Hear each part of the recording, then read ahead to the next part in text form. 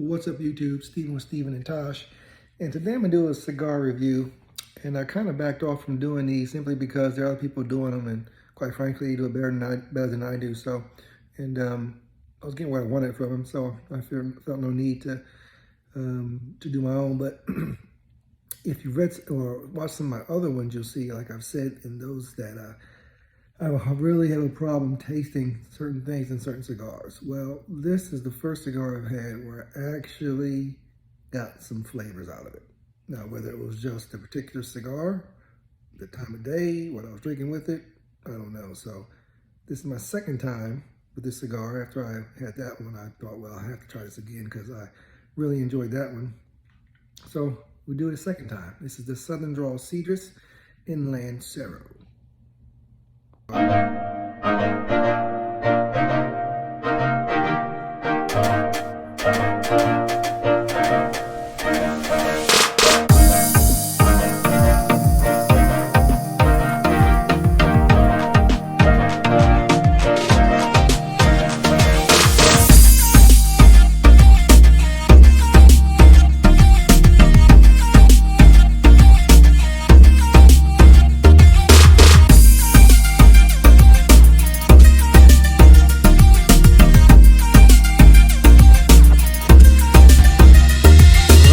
Cut it. I'm going to go ahead and toast the foot here. It's a closed foot on this one.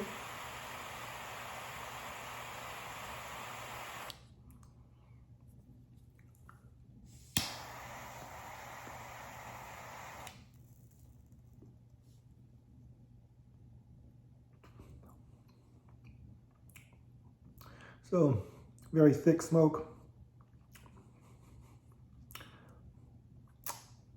Good cream.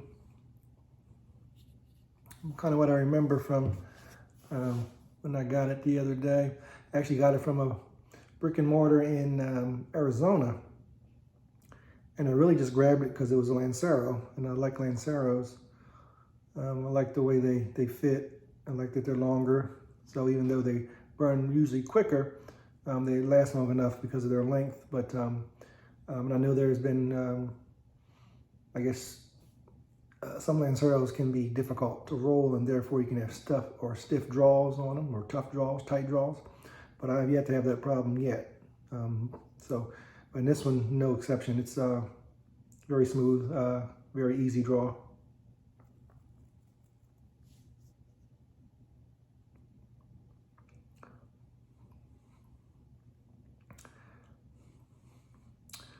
So yeah, creamy.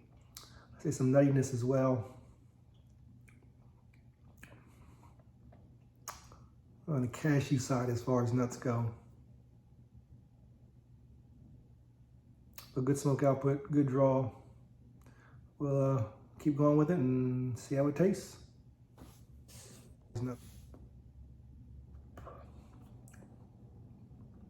Very nice creamy finish. Still some nuttiness. Retrohale is smooth, not too harsh. I don't pick up much more in that retrohale from that. So I had my first golf lesson today in about 15 years. And to be honest with you, I haven't had good luck with teachers in the past. So if you've had, say I've had maybe 4 golf teachers in the past, and had some success with the first one, but it wasn't much from his teaching, more so than just me kind of figuring things out. So you have to ask yourself, if you've had 4 or 5 teachers, then maybe you're the problem, not the teacher. So I think that might be the case. And after giving it some thought, I figured I'd try to start it up again. Because I actually had quit for about 2 years.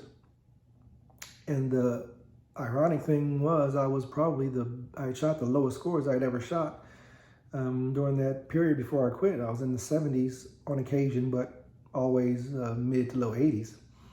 But I was just so inconsistent with my ball flight. I would hit some thin, some fat, and it was just, I never knew what was going to happen from day to day on the golf course, and that I just didn't sit well with me. So I said, you know what, I'll quit, and I'm going to give this game up. It's too frustrating, and well, my son wanted to start playing again, and so he sucked me back in.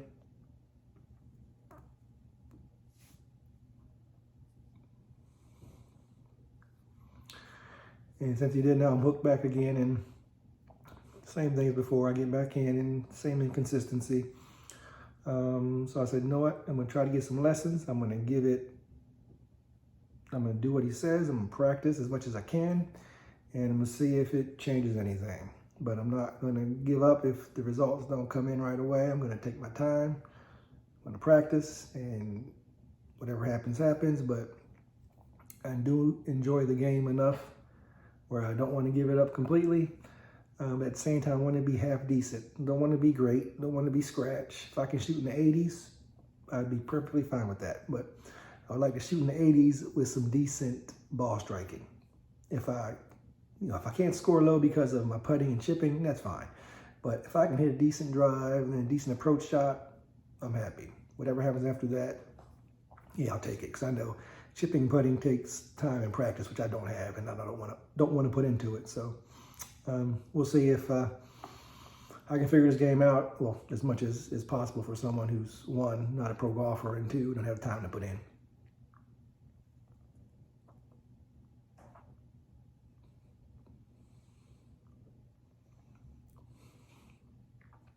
So still the same. Retrohal's not giving much different, but we'll keep smoking, see what happens.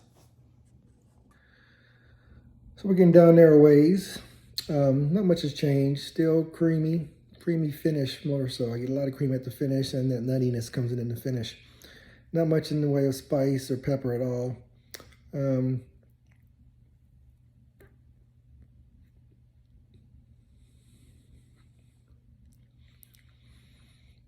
The Retrohale, little maybe dark chocolate, but it's really smooth. I have just really started retrohaling more. And I pick up pepper for sure when I retrohale, but other than that, really not so much else. Maybe that'll come in time, I'm not sure, but I was retrohaling, it was a Super Ligero, or Ligero, however you pronounce it, by Rocky Patel the other day, and man, it was like having horseradish sucked up in your nose. My eyes watered a little bit. To be honest, I kind of liked it. I don't know if that makes me strange or what, but I really didn't mind the kick and the spiciness from that. That really gave me that cayenne pepper kind of taste and burn, but otherwise, I'm not getting much of that from this, so not a bad one to, if you're just starting to retrohale like I am, it's probably one to start with if you don't like the burn like I do. But good construction, burning well, pulling well, nice solid ash. We'll keep going, see what happens. So about 2 inches down, still pretty much the same as far as the creaminess goes. Not so much nutty anymore to finish, more so of say a dark chocolate, unsweetened, or a coffee. But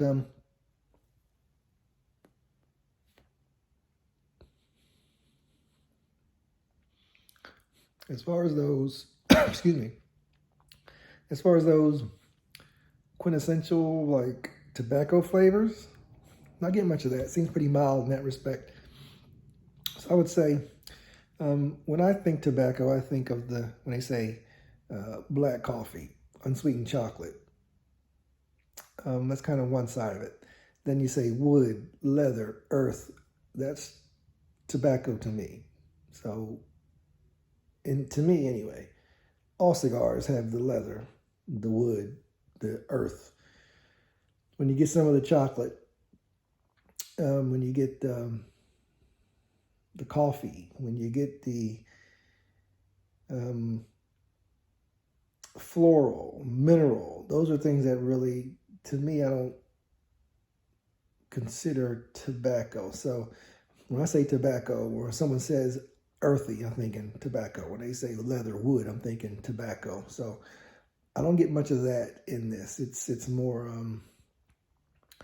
creaminess, nuttiness, chocolate, dark chocolate, coffee, but not. I don't think it's a very strong cigar. It would be on the medium side to me, in my opinion. In retrohale, gives you more of that chocolate and coffee, but not very strong. Pretty smooth retrohale. You get a little bit of pepper on it. I think you'll probably get that. on any medium plus cigars, you'll get a little bit of spice. Or in this case, it's on the milder end, probably leaning more towards medium. But it's decent still. Definitely something I think I'll probably look into as far as getting some boxes of it. Oh, lost the ash. I'll probably consider getting a different size in it though. I think they come in a couple different sizes, so I may try to get a different size to see if that changes the taste much. So I'll keep going with it and see what happens. So into the 3rd inch here. This is a longer cigar. I'm not smoking it really in thirds. Just an inch at a time. And as I mentioned previously, wasn't getting a lot of those tobacco flavors till now, starting to come in now. So I guess if you want to call it earth or wood or leather, whatever you want to call it, I think it's what's coming in now.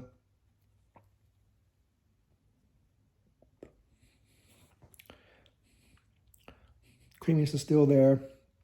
The nuttiness is pretty much gone. Maybe some coffee. But as far as wood, leather, that sort of thing, I don't know. I've never tasted wood or leather, so I couldn't tell you what it tastes like. But I'm assuming that they're talking about the smell of, say, cedar or wood. The smell of leather is kind of what you're tasting. So I don't know about that, but I've tasted dirt before, unintentionally, but I've tasted it. So I would say it definitely has that flavor. So it's tobacco now, a little more tobacco. Still the creamy finish. Still great construction. Nice burn, good smoke output. Still creamy smoke. Again, with the Cedrus from Southern Draw in Lancero. And I'm enjoying it. Again, it may be something I can look for in the box. I'm not big of a box person usually. I get the samplers, or I get a member of a couple of the cigar clubs. So they send me cigars that I probably wouldn't buy otherwise. So I kind of enjoy that route with as far as cigars go. But I think I've only bought three boxes in my life. One was the Drew Estate Natural, or I think it's called LaRutin now. And that one was, I still have a bunch of those now, actually, because I kind of lost the desire or the taste for the sweetened cigars, even though those are just sweetened on the tip, not so much in the tobacco. I really can't get over it. And the last one I had was really bitter for some reason. Probably the first cigar that I've had that I didn't like, well, no, I take that back. The other one that I didn't like was the Drew Estate Kentucky Fire Cured. Now, if you have a problem tasting flavors in a cigar, smoke that, and there's no doubt you'll taste char. You'll taste smoke in that. Like if you put your face in a fire and smelt the smoke coming out of that, or tasted it. I did not like that at all.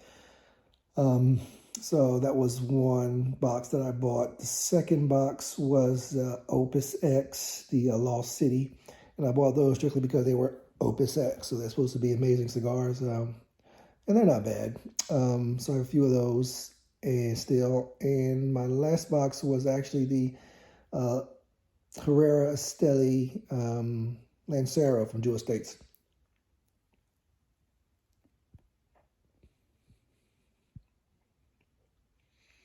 And they were pretty good. Still have a bunch of those. That was when I'm kind of on a Lancero kick. I really, like I said, I like Lanceros as far as the size and the ring gauges on those. So, and they've been perfect. I haven't had a bad one of those yet. They all smoke great, easy draws, great construction. And I really like the flavors in those. So those are the only three boxes I ever bought. And this may be the fourth. So we'll see. Again, I'm going to try a different size in it, but I think it should be good. Of note, if you subscribe to the channel or watch some of the other videos, you'll know that I'm a surgeon. And so I'm in the hospital, and COVID is, as you all know, all over, whether you believe it or not. It's there, and it's a problem.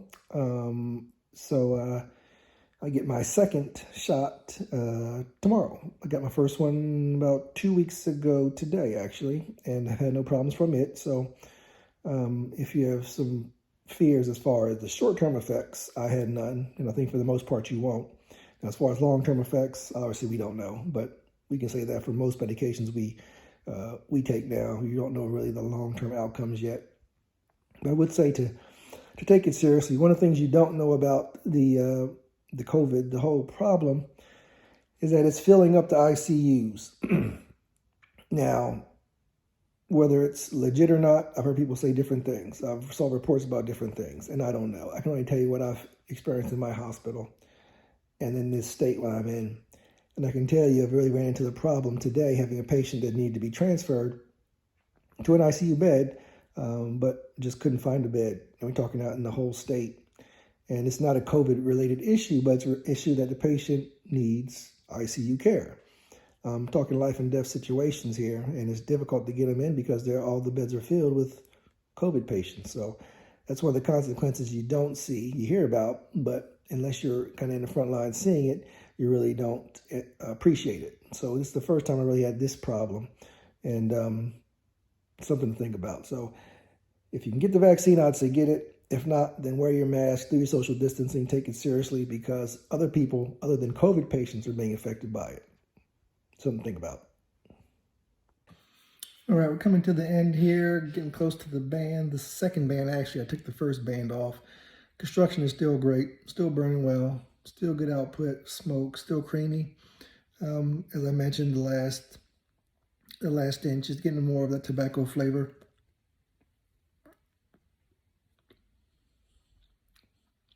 Still smooth retrohale. Maybe a little light floral on the retrohale, but not much else. But a scripture came to mind. Zechariah 4:10. I've been thinking about this for a long time. It says, "Do not despise small beginnings." I'm kind of paraphrasing, but you can look it up and read it. And basically, we often don't appreciate things when they're small and just starting out. I can remember something I've always wanted to do was play the piano. When I was in my older years, I started trying to play, and I would, start a class, and I was probably late 20s, early 30s. And you're starting out small, so you're pecking and you can't read much, and they may take some more elaborate songs and they break them down to smaller parts. And it just never sounds like you want it to sound. It never, you think piano, you're thinking Mozart and playing all kinds of songs that are elaborate and, all that. And you just can't do that to start. But I despised those small beginnings. I wanted to be good. I didn't want to do the little small pecking. I want to do the elaborate songs. Well, there's a time for that, but it starts small and you build up like anything else. But I despised that to the point where I just quit. I said, I'm not doing this. It's not coming out like I want. And to this day, I think back, I said, if I had just continued at 30 minutes a day, I'd be 20 plus years in now. So probably by now I would be able to play those elaborate songs. I think the same thing in golf. I pick up a new technique and I try it for a while. It doesn't work. I throw it aside and I say I'm done. But if I practiced it, stuck with it, who knows where I'd be now. Same thing maybe with you. Something you're starting out now. Maybe it's New Year's resolution. You're trying to lose weight. You may not see that weight loss right away. You won't be able to run that marathon, half marathon, that 5K right away, but do a little bit at a time. Build on. Stay consistent. You have your good days and your bad. Some days you'll do really well. Some days not so much, but you keep at it. One day you'll get to that point. So do not despise those small beginnings. Work at it. Put it in God's hands, and he will multiply it. It's like those 2 fish and their 5 loaves. They brought that to Jesus, and they said, what is 2 fish and 5 loaves when we have 2, 4, 5,000 people? They put it in God's hands, and it fed 5,000, and they had buckets left over. So don't despise the small beginnings. Whatever you're starting out today, continue it. Small bits at a time, a little bit at a time. Don't try to do it all in one day. But be consistent through the good days and the bad, then you'll get where you want to be.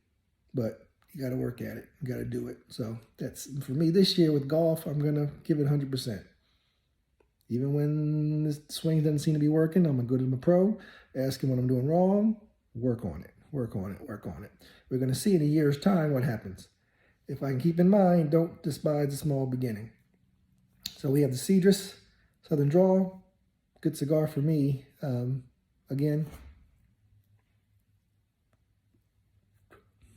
creamy. Tobacco, maybe something you want to pick up. See you next time.